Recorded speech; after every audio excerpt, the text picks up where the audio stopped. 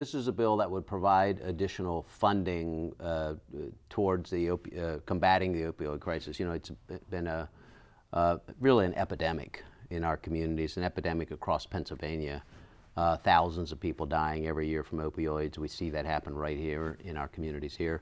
You have, of course, a lot of groups and agencies working on various aspects of combating the epidemic. One of those is the Community Action Program, or CAP.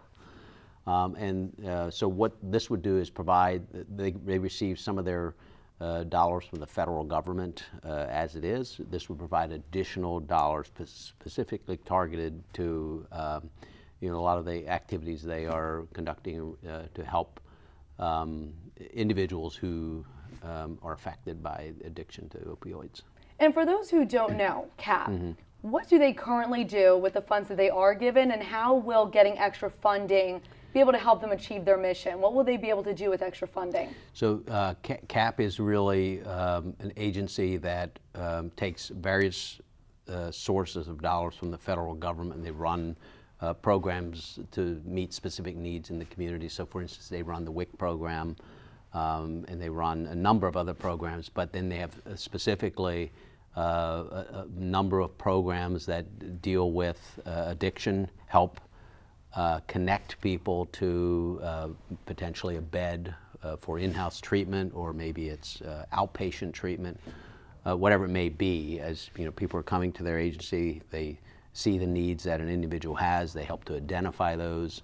They find often they have individuals that have addiction problems that needs to be addressed, and then have various ways of dealing with that and ensuring the person can find ways to combat the addiction. And so it's a number of programs specifically for that. And so I believe in the document that I read, there's 1,000 in the country, I believe is the estimate. Why is it crucial to have access to these types of programs? Because from what I've been hearing, the opioid crisis is even worse in areas where there's little resources for people who are addicted, or family or friends of someone who's addicted. Why is it crucial to have resources like this and have funding for these types of places? Well, anybody that has been affected, maybe a family member, maybe a friend. In fact, most of us today know someone who has been affected by opioids, and unfortunately, many people who have died as a result of the addiction.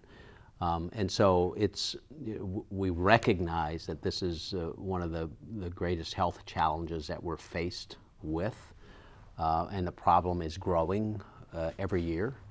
And so it's really reached I think calling it an epidemic is really what it is. And it's all socioeconomic classes as well. It can impact anyone across our communities. And so there's no silver bullet here either. There are a lot of different ways that we can combat the opioid crises. It takes many different agencies and groups working together. We have a group here in Lancaster County that is comprised of many different agencies, many different nonprofit associations. We need to get law enforcement involved with that, but certainly it takes resources. And those resources come from local governments, in some cases come from the state, and certainly should come from the federal government as well. And like you said, there's no silver bullet to solving this problem. It's everywhere, no matter what class, no matter where you live. So how does that make your job as a congressman much more difficult to address it, since there's no one answer? It's a big puzzle, pretty much.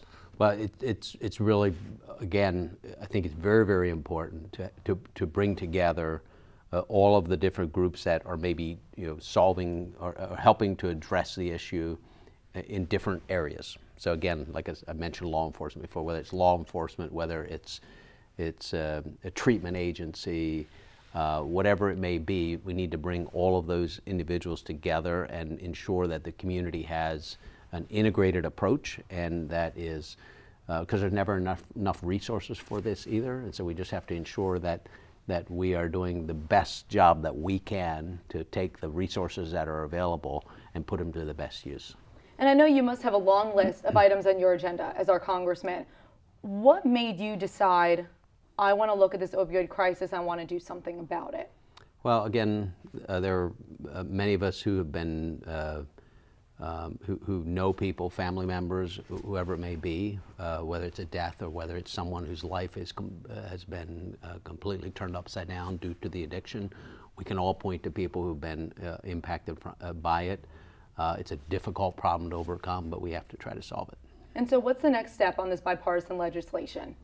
Well, this legislation has been referred to the Education and Workforce Committee.